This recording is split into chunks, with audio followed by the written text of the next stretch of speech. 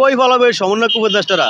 জঙ্গলে মঙ্গলে কবরে কোথাও নিস্তার হইব না, কবরে তো আড্ডি উঠাই ফিটাই ফিটা আওয়ামী লীগ। যেই কয়জন লোক চিল্লাচিল্লি করে আওয়ামী লীগকে নিষিদ্ধ করতে হইব, এত বেশি কর্মী দৈনিক আওয়ামী লীগের জন্মায়। কারণ শেখ হাসিনা গেছে, এবার মানুষ শেখ হাসিনা অভাবটা বোঝে। শেখ হাসিনা যে বড় বড় মেগা প্রকল্পের সাইন করছে, এরকম সব সাইনের যে কাগজগুলো আছে না, ওই কাগজগুলো সব যদি মাথায় দেয়, তাহলে উপদেশের সমন্বয়কে মাথায় করে পারবো না। আওয়ামী লীগকে নিষিদ্ধ করতে যায় যারা, একটা আসন হইব না তারা।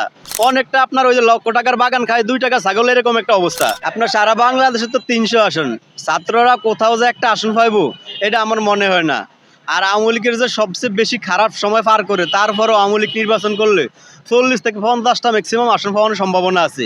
ওই আওয়ামী লীগকে নিষিদ্ধ করতে যায় যারা, একটা আসন হইব না তারা। অনেকটা আপনার ওই যে লক্ষ টাকার বাগান খায় 2 টাকা ছাগল, এরকম একটা অবস্থা। যেই কয়জন লোক চিল্লাচিল্লি করে আওয়ামী লীগকে নিষিদ্ধ করতে হইব, এত বেশি কর্মী দৈনিক আওয়ামী লীগের জন্মায়। আওয়ামী লীগকে নিষিদ্ধ করা হইব আত্মঘাতী। আওয়ামী লীগের আঘাত করা আর মৌসাকে ঢিল মারা সমান কথা। কই ফলাবে এই সমন্বয়ক উপদেষ্টারা? জঙ্গলে মঙ্গলে কবরে কোথাও নিস্তার হইব না, কবরে তো আড্ডি উঠাই ফিটাই ফিটা আওয়ামী লীগ। কেউ থাপ্পড় দিলে তারা লাথি দেওয়ানোর ব্যবস্থা আওয়ামী লীগের আছে। আপনার অপারেশন ডেভিল হার্ট নামে যে আওয়ামী লীগ নিধন কর্মসূচি চালাইছে সরকার, একটা কথা সব সময় মাথা রাখা উচিত যে আপনি যার ফলে অত্যাচার করেন সে কিন্তু আওয়ামী লীগ। ঠিক আছে, আপনার আওয়ামী লীগ টাক্কা ফাতি, আপনি সাপ লইয়া চিন্তা করে লাভ নেই, আওয়ামী লীগ তার চেয়ে বড়টা। শুধু একটা মাথায় রাখেন, যার ফলে অত্যাচার করেন ওইটা কিন্তু বাংলাদেশ আওয়ামী লীগ। আওয়ামী লীগ এই দেশের থেকে কোনো দিনও বিলীন হইব না। এই ওয়ার্ল্ডে যতদিন বাংলাদেশের মানচিত্র থাকবো ততদিন আওয়ামী লীগ থাকবো। হয়তো নেতার পরিবর্তন হইব, কারণ আওয়ামী লীগ এই দেশের সাধারণ মানুষের দল। একদম নিম্নবিত্ত যেসব মানুষ আছে, খেটে খাওয়া রিক্সাওয়ালা, শ্রমিক, কৃষক, এক দল। তা আপনি এই সমস্ত নিম্ন আয়ের মানুষের তো ব্রাশ ফায়ার করতে পারবেন না, তার মানে আওয়ামী লীগের শেষ করতে পারবেন না। ঠিক আছে, আওয়ামী লীগ যদি ডাক দেয় যে কোনো সময়, আমরা সাধারণ মানুষ প্রস্তুত আছি শুধু দেশের উন্নয়নের স্বার্থে। আপনার এই যে শেখ হাসিনার যে উন্নয়নের ধারা, এই যে বাংলাদেশের যেই দিকে থাকে, আপনার টেকনাফ থেকে তেতুলিয়া, রূপসী থেকে পাতুরিয়া, উন্নয়ন দেখলে চোখ জুড়ে যায়।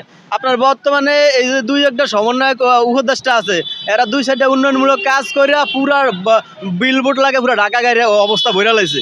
আর শেখ হাসিনা যে বড় বড় মেগা প্রকল্পের সাইন করছে, এরকম সব সাইনের যে কাগজগুলো আছে না, ওই কাগজগুলো সব যদি মাথায় দেয়, তাহলে উপদেশের সমন্বয়কে মাথায় করে পারবো না। তো শেখ হাসিনার নামে আমি মনে করি প্রত্যেক দিন বাঙালি স্লোগান দেওয়া উচিত। মানুষ মইরা গেলে বোঝা যায় তার অবস্থাটা বা তার অভাবটা। কারণ শেখ হাসিনা গেছে, এবার মানুষ শেখ হাসিনা অভাবটা বোঝে। কারণ শেখ হাসিনা যে আসলে এই দেশের জন্য একটা ম্যাচিং বা যোগ্য সরকার, এটা শেখ হাসিনা আবারও প্রমাণ করছে। আবার প্রমাণ করছে যে আওয়ামী লীগ হাইরা গেলে হাইরা যায় বাংলাদেশের মানুষ। বিগত সময় দেখছেন না, এই যে আওয়ামী লীগের বিশেষ করে আপনার আমার এলাকায় 31 কোটি টাকা বাজেট করে বান দিছে, একটা শহরাঞ্চল এলাকা। ওই জায়গায় এত আকর্ষণীয় জায়গাও না, তার মানে পুরো একটা এলাকা সেভ, আমার ঘর বাড়ি সেভ, এরকম হাজার মানুষ সেভ হয়ে গেছে রামগতির কমলনগর। তাহলে শেখ হাসিনার এই খারাপ অবস্থা, আওয়ামী লীগের এই খারাপ অবস্থায় আমরা তো অবশ্যই শেখ হাসিনার নামে স্লোগান দেবো। আর না তো এটা জাতীয় বেইমানি করে হইব রে ভাই। শেখ হাসিনা আমগুলো বাঙালি লেগে করছে, আমরাও শেখ হাসিনা লেগে করুম। আপনার জেলও নিবেন, আপনি কত লাখ মানুষ জেলও নিবেন, আপনি 1 মাস জেলও নেন, বাংলাদেশ সব জেল ভরিয়া যাইব। তারপর তো আওয়ামী লীগের কর্মী থাইকা যাইব, তারা আন্দোলন করবো। আপনি সব আওয়ামী লীগ দৈরা নিয়ে যখন জেল আর আটবো না, পরে কি আপনি আসিফ নজরুলের বাড়িতে নিয়ে উঠাইবেন? আওয়ামী লীগের শেষ করার ফোর্স নিয়ে আইন না, শেষ হওয়ার বুঝের দল বাংলাদেশ আওয়ামী লীগ না। আপনার এই যে ছাত্ররা নির্বাচন করবো কয়, ছাত্রকে মধ্যবিত্ত কয় ছাত্র করে ভোট দিব না, তো আমগো জনগণের কুত্তা কামড় দিছে, আমরা করে ভোট দিতাম যাবো। আর মেয়ে ঢাকা ভার্সিটিটা হয়ে গেছে বর্তমানে এফডিসি, প্রতিদিন নাটক চলে, নাটকের এক এক দিন এক এক পর্ব। আপনার মিডিয়া প্রেস সব ওই জায়গায় থাকে ভাইরাল হওয়ানোর জন্য। এখন এই ভার্সিটি আমার মনে হয় বিশ্ব থেকে অ্যাওয়ার্ড পাইব। এটা আপনার হচ্ছে পৃথিবীতে আরো বড় বড় ভার্সিটিতে আছে, ক্যালিফোর্নিয়া, ক্যামব্রিজ, অক্সফোর্ড, হার্ভার্ড, এই সব বিশ্ববিদ্যালয়ের মূল হেডকোয়ার্টার বানাবে এটারে। এটা যোগ্যতা আছে তো, কারণ আইজও পৃথিবীর 100 ভার্সিটির মধ্যে বাংলাদেশ বিশ্ববিদ্যালয়ের নাম নাই। তারপরে এইবার একটা নাম হয়েছে পুরা ওয়ার্ল্ডে, আমাকে নাম অনেক কথাই চিনি, একটা চিড়িয়াখানা ঢাকা ভার্সিটি। তো চিনছে না? আপনার এই যে নির্বাচন তো করবো, নিজেকে মধ্যে ছাত্রকে মধ্যে যে ডিসিপ্লিন, এইটাই রাখতে পারবো না, রাখতে পারে না। একটা জাতিরে কেমনি ডিসিপ্লিনে রাখবো? ছাত্ররা এখনো যথেষ্ট আবেগী আর এখনো আক্ষেপে ভরা, এখনো কোনো ভালো সিদ্ধান্ত নেওয়ার মতো উপযোগিতা সময় তাদের এখনো আইয়ে নেয়। আগে তারা একটা ডিসিপ্লিনে আসুক, তারপরে এই দেশের প্রধানমন্ত্রী হোক বা জাতিসংঘের মহাসচিব হোক, যা হোক হোক, কোনো সমস্যা না। আপনাদের এখন তো তারা সুস্থই হয় না, আমরা তো দ্রুত সুস্থতা কামনা করি। এই ছাত্র সমন্বয়ক যারা আছে, এরা টোটালি বর্তমান সময় অসুস্থ। কারণ একদিনও না যায় না যেই দিন যারা মারামারি না করে। এখন এই আর একটা দেশের একটা জাতির কি দিব যে এরা নিজেরাই কন্ট্রোলে নেয়? সংস্কার করার দরকার আগে তাকে নিজের মধ্যে সংস্কার করাটা ফরজ। আপনি বাইরে কি সংস্কার করবেন? আপনার রাজনৈতিক জ্ঞান হচ্ছে অন্যরকম কিছু। আপনি যদি আসার বিজ্ঞানী হন, সর্বোচ্চ মেধাবী, তারপর আপনি দেশ চালানটা অন্য ব্যাপার। ঠিক আছে, তাইলে তো পৃথিবীর বড় বড় ভার্সিটি যারা পড়ে তারা এই পৃথিবীর সব দেশ শাসন করতো। তো ট্রাম্পের ক্ষমতায় বইতো না আমেরিকা, ভ্লাদিমির পুতিন বইতো না, বুঝেন না? এটা তো বিলিয়নের ব্যাপার, রাজনীতি অন্যরকম। আপনার এই যে ভদ্রতা ধরেই লইছি ডক্টর ইউনূস ভদ্র বা যথেষ্ট মেধাবী, কিন্তু দেশ চালাইতে পারে? দেশ চালানো এক কথা। আপনার আসিফ নজরুল কইছে না, আমি যদি জায়গায় যাই তাহলে এই সেই করে দেবো। এখন 26 লক্ষ ভারতীয় কই হেডি আগে বাই করেন, কই কি করছে? এরপরে আমাদের দেশের এই অবস্থা, দেশে ইফটিজিং এর সেঞ্চুরি, ধর্ষণের সেঞ্চুরি, দিনও দুরেলা ডাকাতি, কিন্তু একজন উপদেষ্টা কয় কি এটা স্বাভাবিক ঘটনা। আমার মনে হয় এগো বইনের সাথে যদি এরকম র্যাপ হইতো তাহলে বুঝতো যে আসলে এটা অস্বাভাবিক ঘটনা, মানে বড় অপরাধ।